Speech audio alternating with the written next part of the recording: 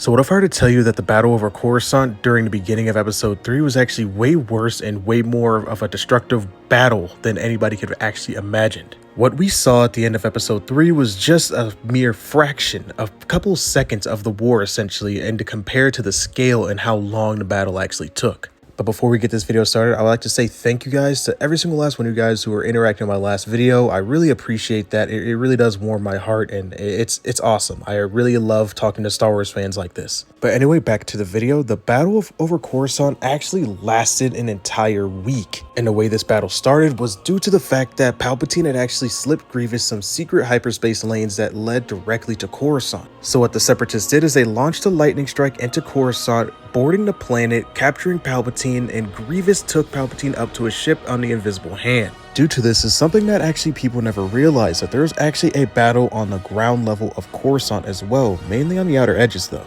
So there were some civilian deaths that actually took place, actually a lot of civilian deaths that took place during the battle over Coruscant. But eventually over time, the clones had actually effectively pushed the droids more towards the outer edges of the planet as a way to prevent and reduce more civilian population deaths. But this battle on Coruscant was still deadly. Clones would also report that some of the CIS fighters would ram themselves into heavily populated areas just to try to take out more civilians and cause more chaos amongst the planet. Another fact of the Battle of Coruscant was actually that 1,000 Venators came to the defense of Coruscant, and during the siege that they actually came out victorious and defeated over 10,000 CIS ships. This in itself was seen as a huge, and I mean huge naval victory for the Republic at the time. This showed just how powerful and just how strong their clones were and how actually good they were at doing their job. Also during this battle, they destroyed and successfully defeated the Invisible Hand, which was seen as the most powerful ship in the entire galaxy at the time. Another reason why this is such a big feat for the Republic is that actually the Venator had been fighting for a week straight at this point. This Venator was also known as the Gallara. It had been fighting for an entire week straight, and all of its shields, everything was completely depleted and it had been weakened. During this time, if you guys remember, Anakin, Obi-Wan, and the Chancellor were also still aboard the Invisible Hand. The Venator Gallara had no idea that they were on board and only had intel to go ahead and destroy the ship. I mean, it did seem like a great opportunity to destroy the most powerful ship in the CIS's fleet.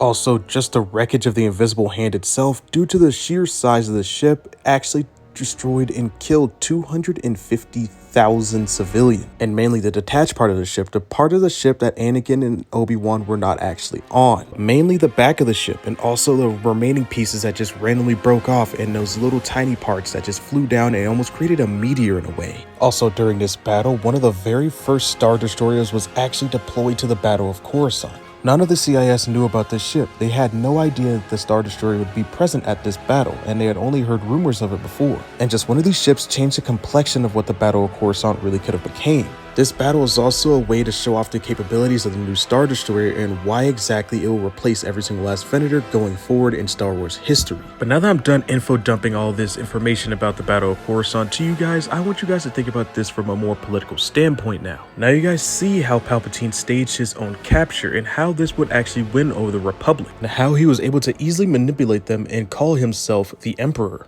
He was already seen as the leader. He was already seen as somebody who was winning this battle for the Republic.